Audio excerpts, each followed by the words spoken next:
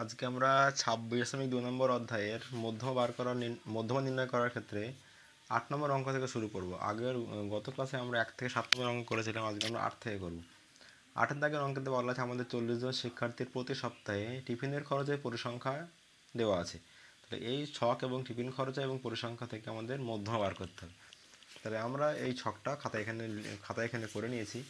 এবার এখানে টিফিন খরচ লিখে নিয়েছি, এখানে শিক্ষার্থী সংখ্যা মানে FI বলে আমরা লিখে নিয়েছি। মধ্যমা বার করতে গেলে এর লাগে সেটি হলো ক্রমযৌগিক পরিসংখ্যা। ক্রমযৌগিক পরিসংখ্যা ব্যাকেটে লেখা আছে যে ক্ষুদ্রতর সূচক। এই লেখাটা লিখলে হয়, না লিখলে হয়, লিখলে সুবিধা হয়, ভালো হয় আর কি। ক্রমযৌগিক পরিসংখ্যা বার করার নিয়ম 3। প্রথমে এখানে 3 হবে, তারপরে 3-এর সঙ্গে 5 এরকম যোগ হতে হতে যাবে 8, 5 3 যোগ করলে 8, 8-এর সঙ্গে 6 যোগ করলে 14, 14 আর 9 যোগ করলে 23, 23 সঙ্গে 7 যোগ করলে এটা হবে 30, 30 থেকে 8 যোগ করলে এটা হবে 38, 38 থেকে 2 যোগ করলে হবে 40 সমান সমান n। একে আমরা n বলে এখানে লিখে দেবো। এবার এখানে দেখতে হবে এখানে মধ্যমা শ্রেণী কোনটা হবে। মধ্যমা শ্রেণী বার করা যায় সাধারণত চোখে দেখেও বার করা যায়, অথবা আর একটা নিয়মে বার করা যায়। কী হবে, n এর হাফ করতে হবে। n মানে 40, এর হাফ করলে হবে 20। এই সারির মধ্যে 20 পড়ছে কার ঘরে? এটা তো 14, এর মধ্যে তো 20 নেই। 20 14 থেকে বেশি, তার মানে 14 পার করে ঠিক 23-এর ঘরে গিয়ে এই ঘরটা হয় আমাদের মধ্যমা।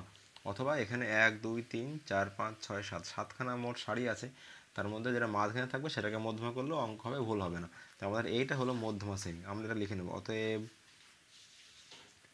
মধ্যমা শ্রেণী বা মধ্যমা শ্রেণীটি হলো 50 থেকে 55, এটা আমাদের মধ্যমা শ্রেণী। এবার মধ্যমা বার করার সূত্র আছে একটা, নির্ণেয় মধ্যমা।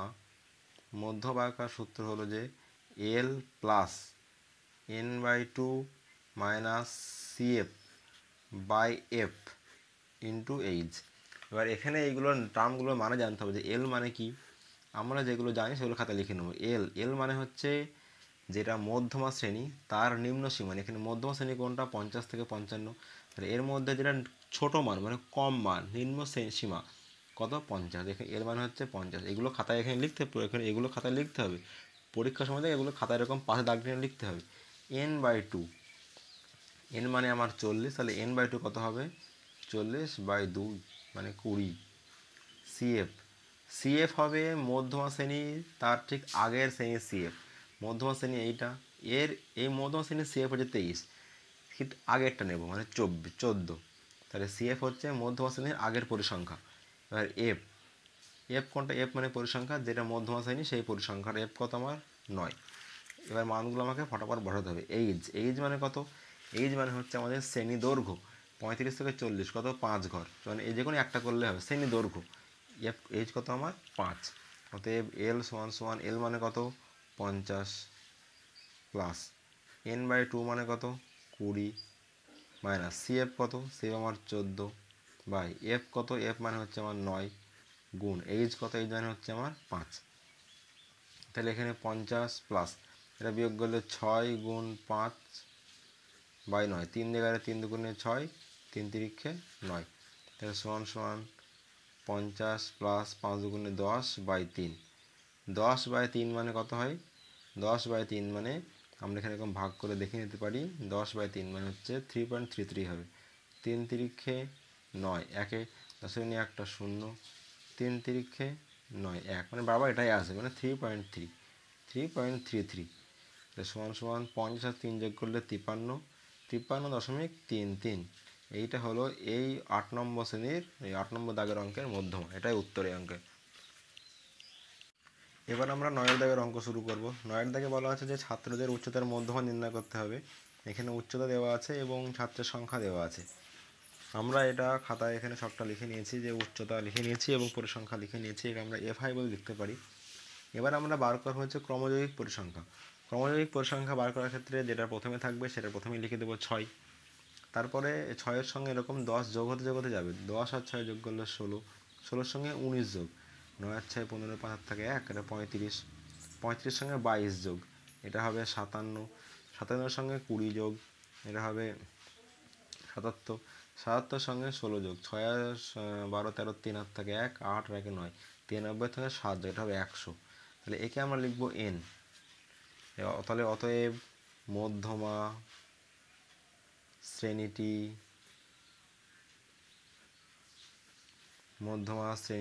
হলো, এখানে মধ্যমা শ্রেণী কোনটা? 100 হাফ করলে কত হয়? 50। 50 কোন সিএফ এর ঘরের মধ্যে পড়ছে?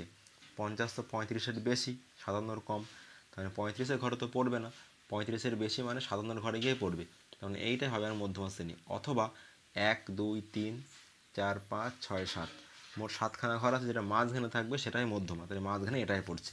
তাহলে অতএব মধ্যমা শ্রেণীটি হলো 150 থেকে 155। অতএব নির্ণেয়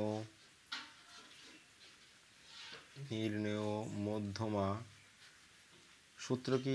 এল plus n/2 minus CF by F into H. এবার আমাকে এইগুলো এখানে লিখে নিতে হবে যে এল মানে কোনটা। এল মানে হচ্ছে মধ্যমা শ্রেণীর নিম্ন সীমা। মধ্যমা শ্রেণী 150 থেকে 155, এর নিম্ন শ্রেণী কোনটা? তাহলে এল এখানে 150। n/2, এন মানে কত? এন মানে হচ্ছে আমাদের 100, তাহলে 100/2 মানে 50। সিএফ মানে কি? সিএফ মানে হচ্ছে মধ্যমা শ্রেণীর ক্রমযৌগিক পরিসংখ্যার আগের পরিসংখ্যা। মধ্যমা শ্রেণী এটা, এর ক্রমযৌগিক পরিসংখ্যা 57, এর আগের পরিসংখ্যা কত? 35। তাহলে সিএফ হচ্ছে এটা কত? 35। তাহলে এফ কত? এফ মানে হচ্ছে পরিসংখ্যা, মধ্যমা শ্রেণীর পরিসংখ্যা হচ্ছে এফ। এফ মানে কত? এটা আমাদের 22।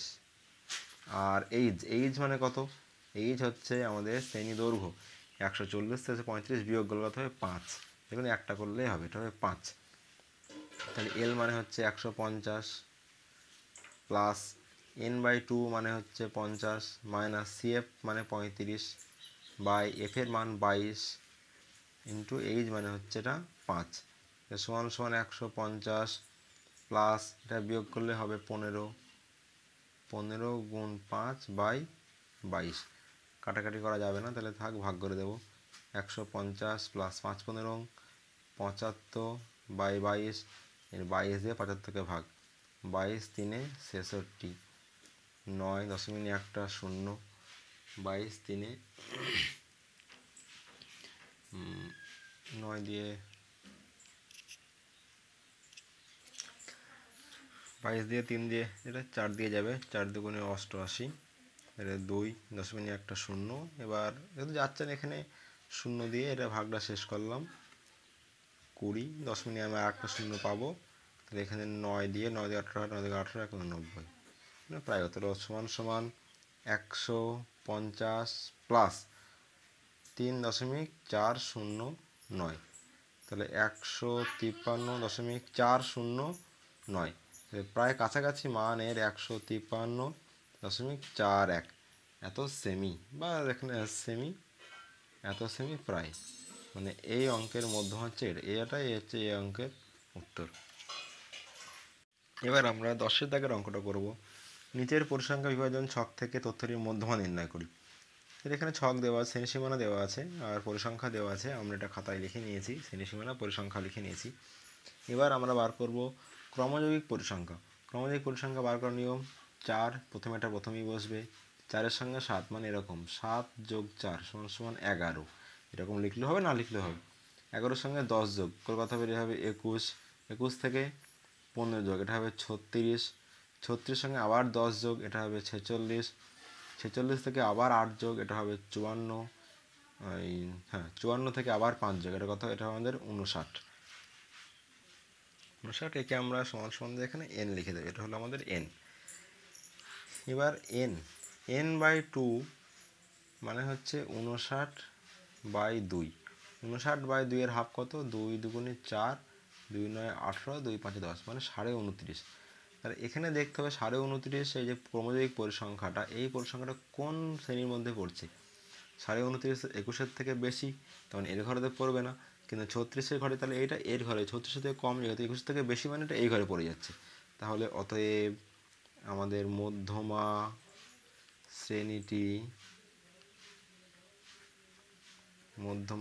শ্রেণীটি হবে 30 থেকে 40। অতএব নির্ণেয় মধ্যমা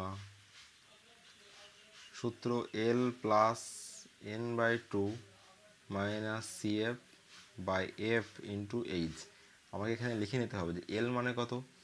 এল মানে হচ্ছে মধ্যমা শ্রেণীর নিম্ন সীমা। কত? মধ্যমা শ্রেণী 30 থেকে 40, এর নিম্ন সীমা হচ্ছে 30।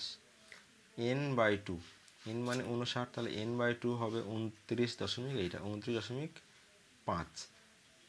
CF হচ্ছে মধ্যমা শ্রেণীর ক্রমজিক পরিসংখ্যার আগের পরিসংখ্যা, মানে এটা হবে 21। এফ কত? এফ মানে হচ্ছে মধ্যমা শ্রেণীর পরিসংখ্যা, কত? 15। আর এইচ কত? এইচ মানে হচ্ছে যে আমাদের শ্রেণী সীমা, যে কোনো একটা থেকে করলে হবে 10, 0 থেকে 10-এর মধ্যে 10 পার্থক্য। তাহলে এল মানে হচ্ছে 30 plus n/2 29.5 minus CF 21 by F 15 গুণ এইচ মানে হচ্ছে আমাদের 10। তাহলে সমান সমান 30 প্লাস এটা বিয়োগ করলে হবে 8.5 গুণ 10/15। দশমিকের পর একটা সংখ্যা, দশমিক তুলে নিচে আমি একটা 10 নেব, 10 কেটে গেল, 5 দিয়ে কাটা যাবে, 5 17 এবং 85, এটা 5 3 15। তাহলে হলো আমার 30 যোগ 17/3। এবার এই 17/3টাকে আমি এখানে পাশে ভাগ করে নেব। 17, 3 5 15, 2 দশমিক একটা শূন্য, 3 6 18, আবার 2 ভাগ শেষ, দশমিক একটা শূন্য, 3 6 18, মানে ভাগ এরকম চলতেই থাকে, ভাগ মিলবে না। সমান সমান 30 যোগ এটা ভাগ করে হবে 5.666, তাহলে 30 যোগ সরি 30 সঙ্গে 5 যোগ করলে হবে 35, 30 আর 5 35.66, বা এখানে 0.67ও লেখা যায়। এটাই উত্তর। এই 10-এর অঙ্কটা এর মধ্যমা, এটাই এ অঙ্কের, এটাই মধ্যমা, এটাই এই অঙ্কের উত্তর। বা এখানে এটাকে অ্যাপ্রক্সিমেট মানে কাছাকাছি মান 35.67, এই মানটা করলেও হবে, এই মানটা করলেও হবে, দুটোই উত্তর। এটা করলেও রাইট দেবে, এটা করলেও রাইট দেবে। এটাই এই অঙ্কের মধ্যমা।